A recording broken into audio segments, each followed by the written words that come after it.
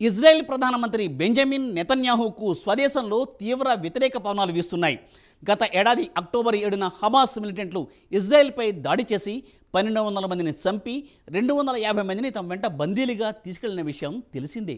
ప్రస్తుతం బందీల కుటుంబాలు నెతన్యాహుపై ఒత్తిడి పెంచి తమ వారిని విడిపించుకురావాలని డిమాండ్ చేస్తున్నారు.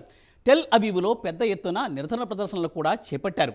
వెంటనే హమాస్తో కాల్పులకు విరమణకు అంగీకరించాలని కూడా వారు పట్టుబడుతున్నారు. కాగా హమాస్ అంతు చూసే వరకు యుద్ధాన్ని ఆపే ప్రసక్తే లేదని తేల్చి చెబుతున్నారు ఇజ్రాయెల్ ప్రధానమంత్రి నెతన్యాహు. టెల్ అవీవ్లో తాజా పరిస్థితిపై ఓ లుక్కేద్దాం.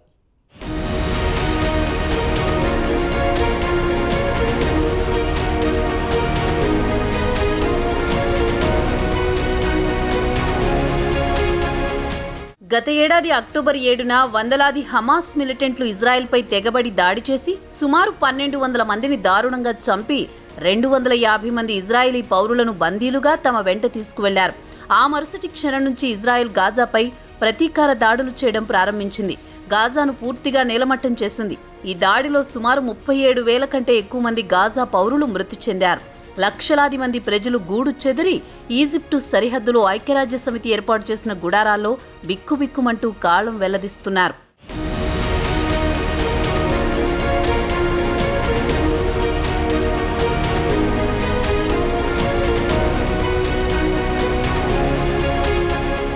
ఈ యుద్ధంలో గాజా పూర్తిగా తుడిచిపెట్టుకుంది.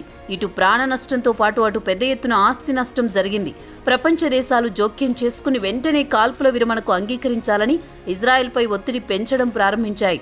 అయితే నెతన్యాహు మాత్రం ససేమిరా అంటున్నారు. హమాస్ కూకటి వేళ్లతో పెకిలించే వరకు యుద్ధం కొనసాగుతుందని తేల్చి చెప్పారు. భవిష్యత్తులో హమాస్ను లేవకుండా చేయాలనేది ఆయన ఉద్దేశం. కొంచెం అవకాశం ఇచ్చినా మళ్లీ హమాస్ తన కాళ్లపై నిలబడి తిరిగి తమ దేశంపై దాడులు చేస్తుందని ఆందోళన చెందుతున్నారు నెతన్యాహు. ఇదిలా ఉండగా హమాస్ టెర్రరిస్టుల చేతిలో బందీలుగా ఉన్న తమ వారిని విడిపించాలని బందీల తల్లిదండ్రులు, బంధువులు టెల్ అవీవ్లో ప్రతిరోజు పెద్ద ఎత్తున నిరసన ప్రదర్శనలు చేస్తున్నారు. ఇది ఇజ్రాయెల్ ప్రధానమంత్రికి తలనొప్పిగా మారింది.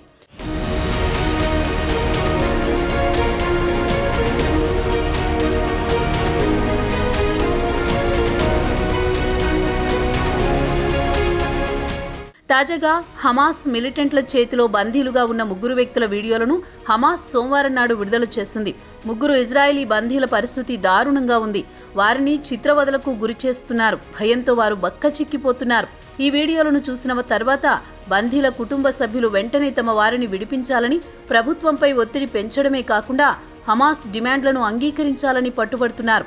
బందీల బంధువుల నుంచే కాకుండా ప్రజల నుంచి కూడా ఇజ్రాయేలీ రాజకీయ నాయకులు సెగ తగులుతోంది. దీంతో ప్రధానమంత్రి కాస్త వెనక్కి తగ్గారని CNN వార్తా సంస్థ వెల్లడించింది.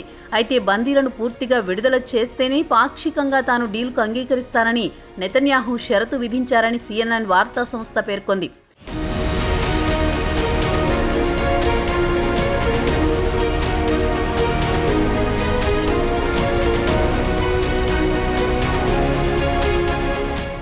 అయితే అమెరికా ప్రెసిడెంట్ జో బైడెన్ గత నెలలో ఒక ప్రతిపాదన తెరపైకి తీసుకువచ్చారు. హమాస్ చేతిలో బందీలుగా ఉన్నవారిని అందరినీ విడుదల చేస్తే గాజా నుంచి ఇజ్రాయిలీ దళాలు వెనక్కి తిరిగి వస్తాయని షరతు విధించారు. ఇప్పటికీ పలు ప్రతిపాదనలు వచ్చినా దానిపై ఒక్క అడుగు కూడా ముందుకు పడకపోవడంతో బందీల కుటుంబాలు మాత్రం తీవ్ర ఆందోళనతో ఉన్నాయి. ప్రభుత్వంపై నెతన్యాహుపై మండిపడుతున్నాయి. ఇదిలా ఉండగా అక్టోబర్ 7న అపహరించుకుపోయిన 250 మంది బందీలలో కొంతమందిని విడిచిపెట్టింది హమాస్. ఇప్పటికీ సుమారు 120 మంది హమాస్ చెరలో ఉన్నట్లు ఇజ్రాయేలీ అధికారులు చెబుతున్నారు. అయితే హమాస్ అప్పుడప్పుడు బందీల విడుదల చేస్తూ బందీల చేత తమను విడిపించమని ప్రభుత్వంపై ఒత్తిడి తేవాలని హమాస్ మిలిటెంట్లు బందీలతో చెప్పిస్తున్నారు.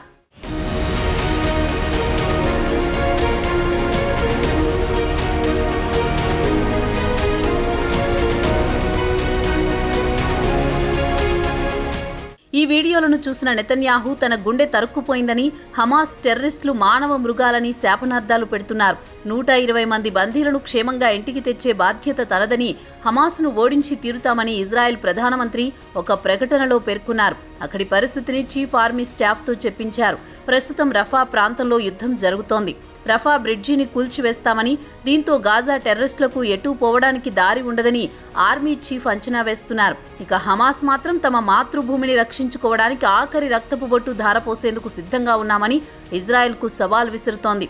ఇటు హమాస్ అటు ఇజ్రాయిలీల సవాళ్లు ప్రతి సవాళ్ల మధ్య అటు ఇటు ఈ రెండు దేశాలకు చెందిన ప్రజలు మాత్రం తీవ్ర ఇబ్బందులు పడుతున్నారనేది వాస్తవం. త్వరగా యుద్ధం ముగిసిన సాధారణ పరిస్థితులు నెలకొనాలని యావత్ ప్రపంచం ఎదురు చూస్తోంది. మరి ఆ దిశగా ఇరు దేశాల నాయకులు ముందుకు వస్తే మంచిదే.